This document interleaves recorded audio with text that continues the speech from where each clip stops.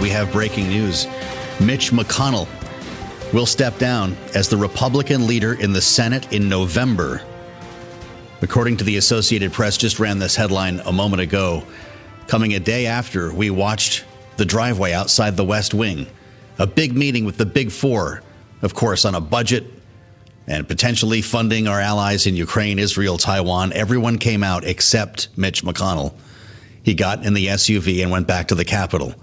Of course, knowing that we'd be talking about this today, but also potentially giving Mike Johnson a little bit of cover so they didn't have to publicly disagree about what went on inside. And that's something we want to talk about with Wendy Benjaminson. Of course, Washington's senior editor is with us here. Wendy, this is not what we expected to be talking about, and I want to ask you about what happened in Michigan last night because it's important. Yeah. But Mitch McConnell, my gosh, a record run in this powerful post. What does it say that he's stepping down? Is it that he's too old to keep doing the job, or the party's left him? Well, obviously we don't know yet, because all you and I know so far is this headline from the AP, and I'm sure we're all scrambling to find out exactly the answer to that question.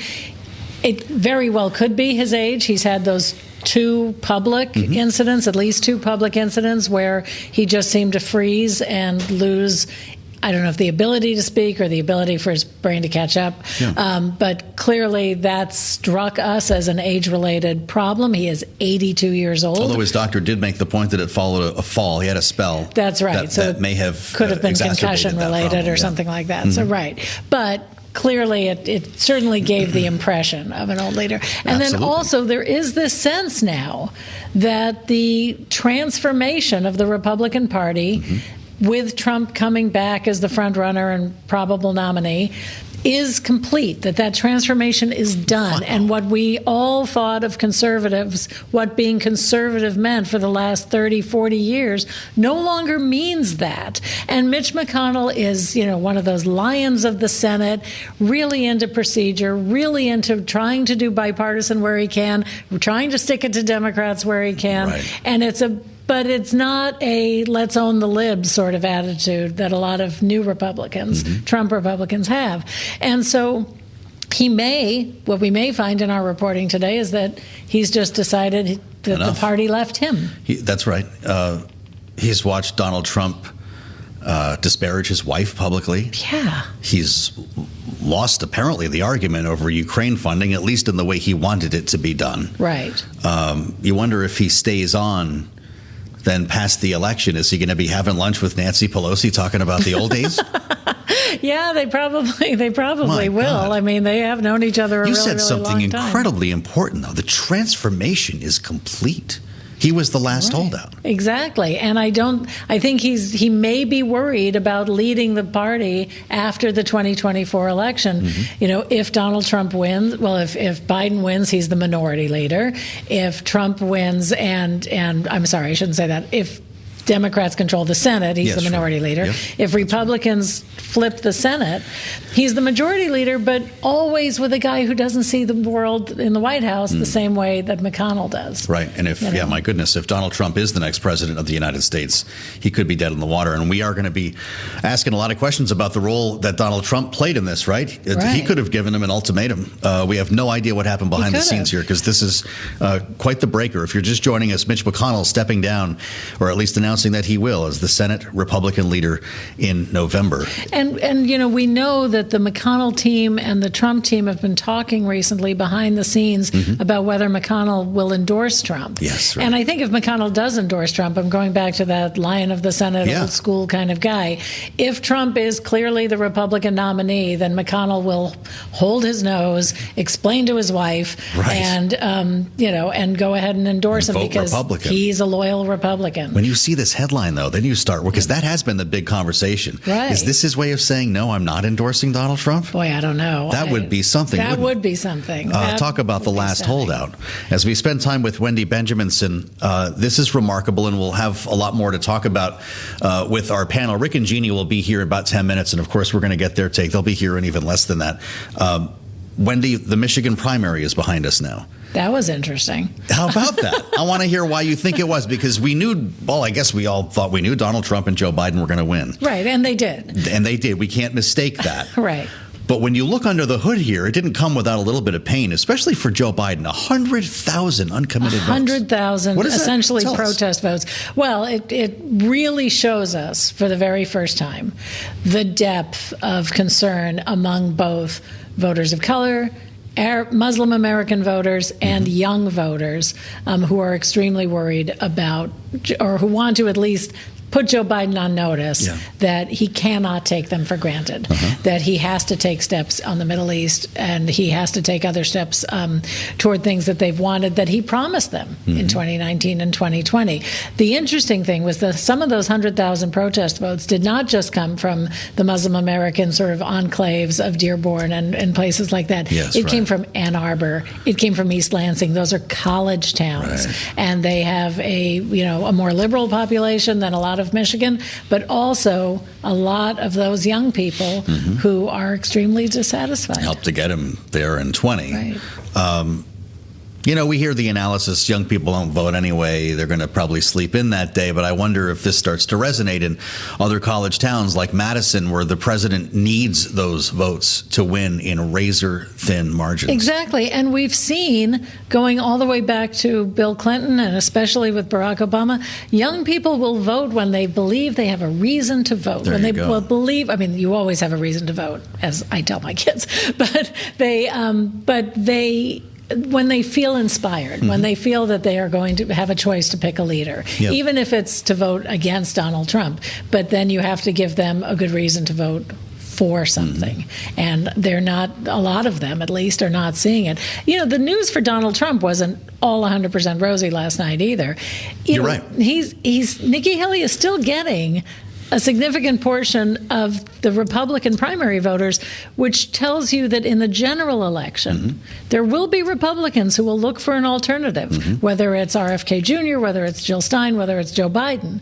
They're going to look somewhere else. Or do they leave it blank? Just We saw in Georgia, where they're Republican all the way down the ballot, but they wrote in someone maybe for president. Wendy Benjaminson is with us on Balance of Power. That's with 99% of the ballots counted, by the way, 81% to 13% for Joe Biden, running against himself almost in this case. It's kind of interesting. And he's got a big day tomorrow. He's going to the border. Yes. So is Donald Trump. They're both going to the border. I don't really understand how this happened. Well, they're going to be hundreds of miles apart. I think Biden is going to Brownsville, which is on the Gulf Coast. People are going to see this as a standoff, though, like they planned it that way, right? Yeah. Right. It will be sort of a standoff on the Mexican border. So, cue the Clint Eastwood music. But it will be interesting because they will both be trying to say the border is important. They will both be trying to say, I can fix it. And it will be a matter of who buys Does Joe Biden need to show up with something, or do you save that for the State of the Union and say, I just got back from the border and I am taking this action here tonight? Or does he need to say more than, hey, here I am, take my picture tomorrow? Yeah, I think what he'll do tomorrow is probably, smack around Republicans a little bit for tanking the last bipartisan border bill, explain that he can't do it with executive orders because as he said earlier this week, that fixing the border requires personnel, which requires money, which requires appropriations, which requires Congress. So that's, I think, will be his message down there. I want to fix it. He's a little late to the party, but he wants to fix it. And there we go. We're hearing the voice now of Mitch McConnell, and we want to bring you live to the Senate floor. As we just told you, he's announced that he will step down as leader in November. Let's listen live on Bloomberg. There's a certain introspection that accompanies the grieving process. Perhaps it is God's way of reminding you of your own life's journey, to reprioritize the impact of the world that we will all inevitably leave behind. I turned 82 last week. The end of my contributions are closer than I'd prefer. My career in the United States Senate began amidst the Reagan Revolution. The truth is, when I got here, I was just happy if anybody remembered my name. President Reagan called me Mitch O'Donnell. Close enough, I thought. My wife Elaine and I got married on President Reagan's birthday, February 6th. probably not the most romantic thing to admit, but Reagan meant a lot to both of us. For 31 years, Elaine has been the love of my life, and I'm eternally grateful to have her by my side. I think back to my first days in the Senate with deep appreciation for the time that helped shape my view of the world. I'm unconflicted about the good within our country and the irreplaceable role we play as the leader of the free world. It's why I worked so hard to get the national security package passed earlier this month. Believe me, I know the politics within my party at this particular moment in time. I have many faults. Misunderstanding politics is not one of them. That said, I believe more strongly than ever that America's global leadership is essential to preserving the shining city on a hill that Ronald Reagan discussed. For as long as I'm drawing breath on this earth, I will defend American exceptionalism. So as I've been thinking about when I would deliver some news to the Senate, I always imagined a moment when I had total clarity and peace about the sunset of my work. A moment when I'm certain I have helped preserve the ideals I so strongly believed. That day arrived today. My goals when I was narrowly elected to the Senate back in 1984 were fairly modest.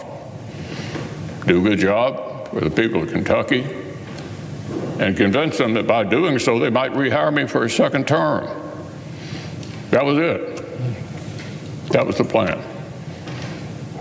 If you would have told me 40 years later that I would stand before you as the longest serving Senate leader in American history, frankly, I would have thought you'd lost your mind. I have the honor of representing Kentucky in the Senate longer than anyone else in our state's history. I just never could have imagined that happening when I arrived here in 1984 at 42. I'm filled with heartfelt gratitude and humility for the opportunity. But now it's 2024. I'm now 82. As Ecclesiastes tells us, to everything there is a season and a time to every purpose under heaven. To serve Kentucky in the Senate has been the honor of my life. To lead my Republican colleagues has been the highest privilege. But one of life's most underappreciated talents is to know when it's time to move on to life's next chapter. So I stand before you today, Mr. President, and my colleagues, to say this will be my last term as Republican leader of the Senate. I'm not going anywhere anytime soon. However, I'll complete my job my colleagues have given me until we select a new leader in November and they take the helm next January. I'll finish the job the people of Kentucky hired me to do as well, albeit from a different seat, and I'm actually looking forward to that. So it's time for me to think about another season. I love the Senate. It's been my life. There may be more distinguished members of this body throughout our history, but I doubt there were any with any more admiration for the Senate. After all this time, I still get a thrill walking into the Capitol, and especially on this venerable floor, knowing that we, each of us, have the honor to represent our states and do the important work of our country. But Father Time remains undefeated. I'm no longer the young man sitting in the back, hoping colleagues would remember my name. It's time for the next generation of leadership. As Henry Clay said in this very body in 1850, the Constitution of the United States was not made merely for the generation that then existed, but for posterity, unlimited, undefined, endless, perpetual posterity. So time rolls on. There'll be a new custodian of this great institution next year. Won't surprise you to know I intend to turn this job over to a Republican majority leader. I have full confidence in my conference to choose my replacement and lead our country forward.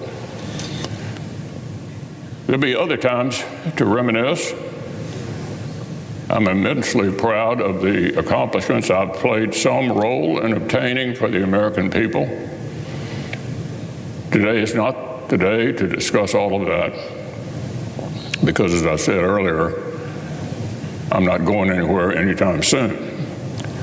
There are many challenges we must meet to deliver for the American people, and each will have my full effort and attention.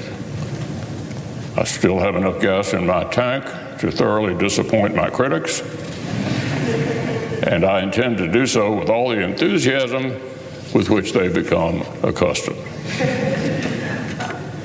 So to my colleagues, thank you for entrusting me with our success. It's been an honor to work with each of you.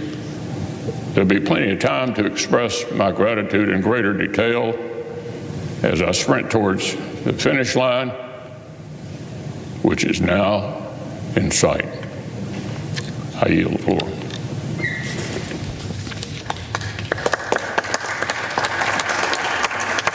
Senator Mitch McConnell there live in the chamber. The majority leader, once now minority leader, will be stepping down from his leadership post in November. As we brought you here just a short time ago, a breaking situation today in Washington, D.C. I would love to just get a quick thought from Wendy Benjaminson. Wendy, before you leave us, the news broke while you were in the chair here. Yeah. We just listened to that together, a very emotional address. Moving, really. Moving. How would you describe it? Does he feel defeated, or does he feel like he's leaving on top? No, I don't think he feels defeated.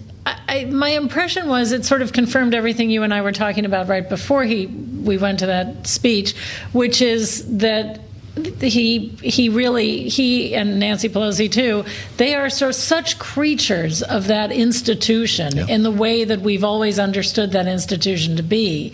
You know, I mean, almost part of the furniture, if you will, because the chambers didn't operate without one of them some of the pulling levers. Yeah. Yes, exactly.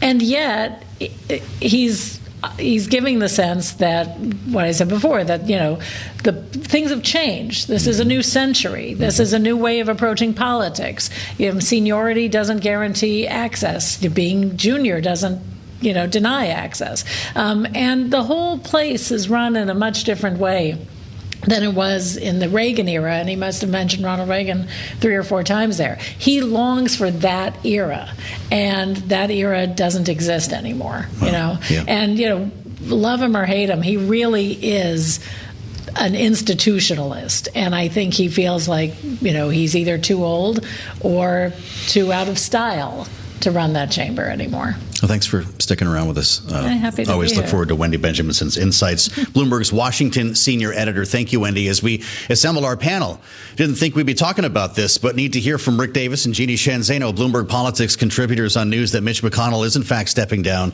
as leader. Rick, you spent a number of years, I think, as we all know, working with John McCain in the United States Senate. You have every sense of the importance of this particular tenure. What does it mean that it's coming to an end now? Yeah, I think what Wendy just said about it's really the end of an era. We saw Nancy Pelosi in her 80s be retired, and now we have Mitch McConnell, 82, retiring from this leadership post. We're going to have a whole new generation that comes into power positions in Washington in the very near future, and I think that era is going to be ushered in as to youthful leadership. It'll be interesting to see what happens in the Senate as far as the elections go and whether or not we're picking a minority leader or a majority leader in this cycle. But at the end of the day, we're going to lose a master strategist at legislation and politics.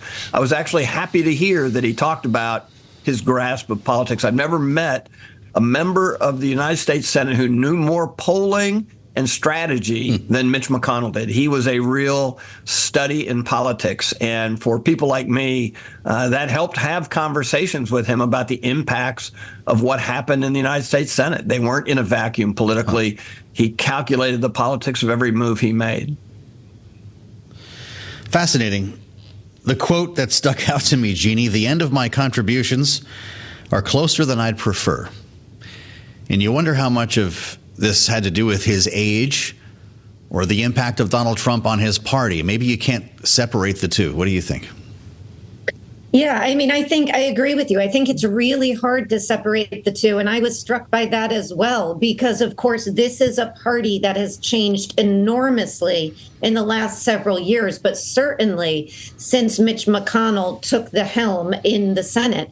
And since he joined the Senate, this is not the same Republican Party of Mitch McConnell's time. And we have seen challenges to his leadership in the Senate very, very recently. And so I think that's part of it. And I think we have to take him at his word that he feels like it is now time to hand over the mantle. And this is something so many of our leaders are grappling with right now, right up to our presidential leading contenders in Joe Biden and Donald Trump, as you see new generations saying, wait a minute, is it time for you to exit stage left? So many, of our leaders grappling with this challenge. And I think Mitch McConnell makes a really important point. Part of being a leader is having a succession plan. And we know that he's got the 3 Johns in waiting. And I would hope a couple of the women as well in the Senate leadership on the Republican side who may be able to fill his shoes. But that's a critical part of being a leader, is knowing when to exit and hand over the mantle to the next generation. He is right about that part of it. So what do you think about the succession plan here, Rick? It's always been about the 3 Johns in terms of recent history: Barrasso, Thune, and Cornyn. Will it, in fact, be one of them? It could be. There's no question that the caucus itself is going through some turmoil. We saw attacks against Mitch McConnell earlier in the year related to his efforts to try and pass Ukraine funding. And so I think you'd have to sort of see it as an opportunistic situation. Obviously, the 3 Johns who have been participating in leadership for a very long time know how the strings are pulled, understand how to get legislation passed, understand the dynamic within the caucus probably better than anyone else. But there are other people who have ambitions in leadership, people like Tom Tillis, who I think have, studied Mitch McConnell's leadership for quite some time and may be ready to emerge. And so I think you can see also potentially a right flank attack. Ted Cruz and some of his buddies have been very vocally opposed to Mitch McConnell and may put up a candidate that represents their point of view.